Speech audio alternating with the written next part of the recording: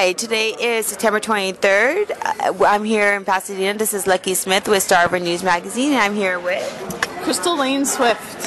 And Miss Swift. I understand that you're a spoken word artist. Yes, I write poetry and I perform poetry. I also make film and I sing and make music as well. So it's all kind of, I'm sort of that and artist instead of or. So we're gonna go from one thing. The first thing is you produce films. What type? Are you like a director, writer, or? I prefer to write, produce, and star. I have a lot of really talented director friends that I like to let the directing go to them. I think it's really difficult to be the star of the film and try to direct it at the same time. Yes. So I like to find people who are really talented at what they do and try to bring them together. Yeah. And let them do what they do, and then I just do what I do. Are you on IMDb or? I am on IMDb. Is your like acting name the same as CrystalLane Swift? I was blessed to be born with that name, and I think it works. It works. Yeah.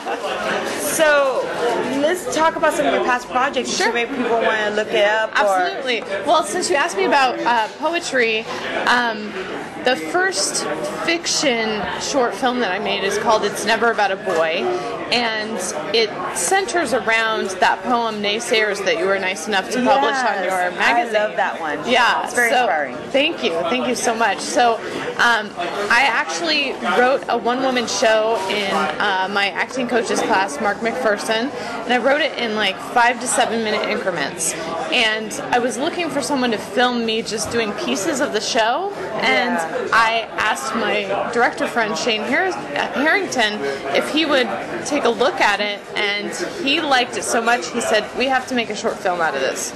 So we made a short film in the summer of 2011, and in December of 2011 it screened in India at the Stepping Stone Film Festival. And now Shane and I are developing the feature script that James Tucker is going to direct. So that's like my big huge project that I'm working on now. And this is all like, can we Google or look at the short that you did? Is it online? Is it available to the public? The trailer for the short is available on to the public. It's a SAG film, so I can't release it to anyone and everyone. But if someone emails me, CrystalLaneSwift@hotmail.com, I can give them a copy. Oh, cool. Yeah. And can you give us like the link of where people can find the trailer at? Oh, sure. On my YouTube page, which my YouTube channel is just called CrystalLane Swift. Okay. Yeah. And how long have you been doing spoken word? Well, it's interesting because I've always been a writer, and the kind of writing I do, some people would call storytelling, some people would call poetry, some people would just call, stream of consciousness.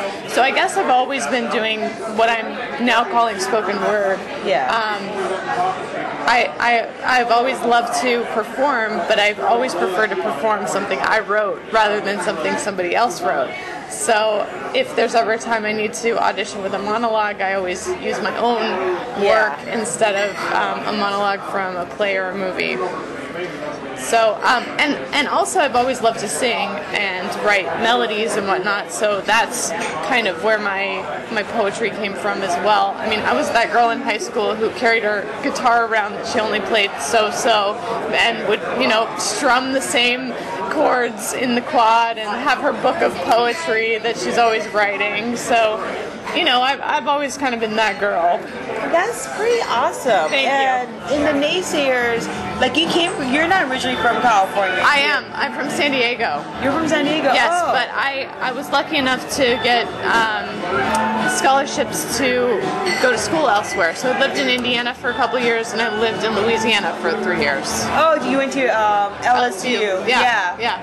So. Yeah. And What was it like? Like, obviously you came back, you realized California is where the heart's at? Well, it's funny because I went to grad school to get my plan B in place, and my plan B was to be a college professor. I have a major passion for being a college professor. That's what my goal is. Right. To teach. Right. At college level, because I don't have patience for children. Right, exactly. Sorry. No, but actually, I went to school originally to be a theater major, an acting major, but I found public speaking and debate competition, forensics, my first semester, fell in love with it, and to me, that is the perfect marriage of my academic passion and my performance passion, and now I get to teach speech, and I get to teach debates, and I also get to produce films, and I work a lot with students who also have a passion for film or a passion for poetry to help get them into either the films I'm making or films other people are making, and help get them published in poetry journals and whatnot. I'm the advisor to the speech club on campus. And it meets on Wednesdays, correct? Yes, at 2 o'clock. And we just got our room, and it's somewhere in the 61 building. Email me and find out where it is. But it's really exciting because we put out a publication with a bunch of poetry last year, and we're going to do that again. And it's a lot of fun for me to be able to be able to use my art, my creativity, my argumentation, not only to promote myself, but also the students and other people around me. Well, you're inspiring. I mean, Thank you. Being in college is hard, Yes. especially community college where you're trying to transfer. Most of us are working, and we're either in community college either because we just couldn't transfer right away, could do grades, or financial reasons. We had to save up. And every time I look at your Facebook, or like even though, like I wanted to join the comp club this year, it's just my classes. I have classes that time. But every time I look at you and you have all these, you're not just a professor, you're not just a doctor, you're not just a poet, you inspire me. Like, thank you. Honestly, interviewing you is kind of like I'm interviewing my own personal hero right now. Oh, that is too sweet. No, I'm being honest, because when I first met you, there were times when like I've been like, I want to drop out of school, I'm tired, and then I see you and I'm like, no, I'm going for my master's, I want to teach. Yeah. So do it. You are inspiring. Thank you. It's like what you teach your students is you don't have to be one thing, and it's never too late. And Right. I love that message that you give us. Thank you. Yeah, I really firmly believe in an integrated self rather than a segregated self. I mean, I understand that some things are not appropriate to discuss at certain times or whatever, but I think that especially in our area, my area of communication, I mean, if you're going to have genuine communication, you can't be denying parts of yourself. I mean, I don't have to cry on everybody's shoulder and tell them all the worries I have, but at the same time, I should be who I am all the time instead of just pretending that I'm only one thing or another thing. So, yeah, a lot of my students in the past couple years, as my IMDb and stuff has grown a little bit, I've had a lot of students come into the classroom saying, they don't tell me it right away, but at the end of the semester they're like, yeah, I Googled you and I Googled all my professors and I joined your class because I thought you were so like weird or interesting, or I was like, I have to find out who this lady is. She's doing all this stuff. I had to find out if you were the same person. So yeah, it's pretty awesome. Yeah. Whether movies or no, let's talk about your music a little bit. Okay. Like, are you on iTunes or yes, I'm on iTunes and CD Baby. My debut album is called Ongoing Battle, and it's me. 5 of the songs are original. Yeah. 7 of the songs are original, 5 of them are covers. Okay. And I recorded them at Tito Castro Productions in San Bernardino.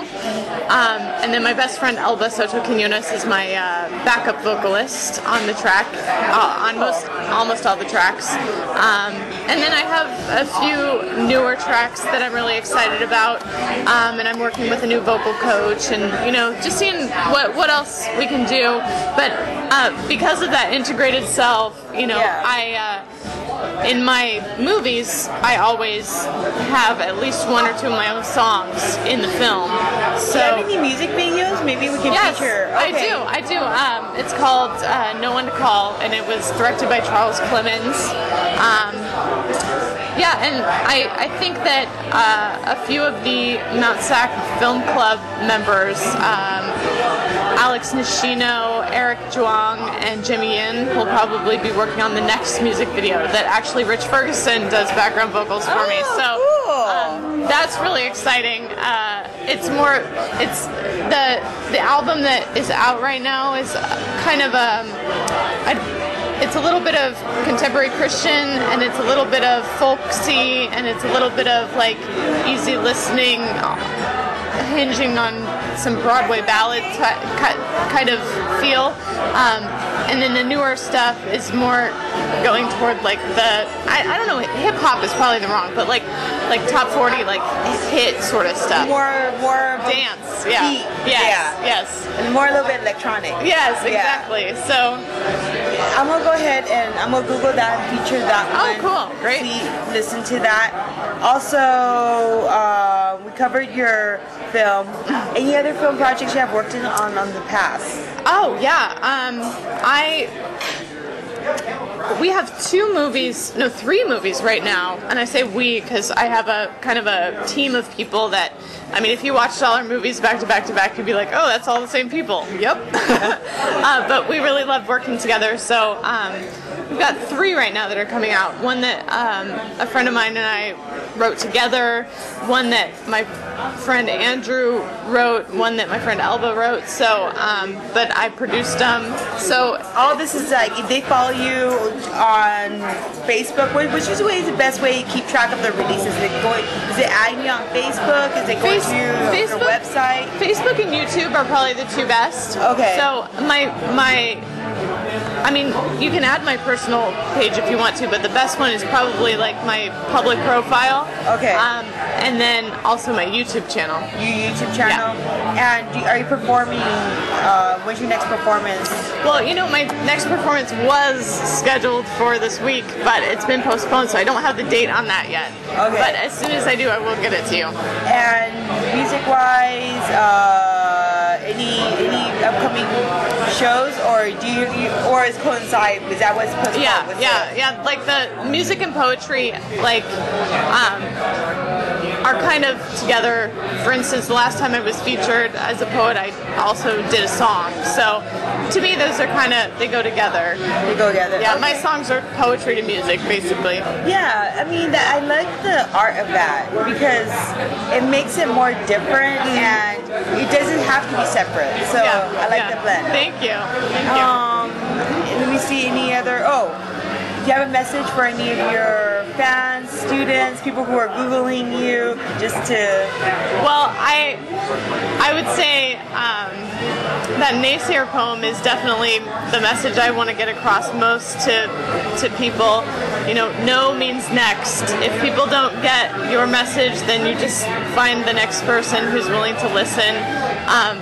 And for me, it's so important that if somebody denies what you know you were born to do, that you just go ahead and thank them and move on to the next person, and don't let anybody else determine your destiny. Thank you. You're welcome. Well, thank you very much. This is Lucky Sis signing off. Please check out CrystalLane Swift at YouTube, Facebook, and she also has a public profile on Facebook as well. And this is Lucky Sis signing off. Thank you very much.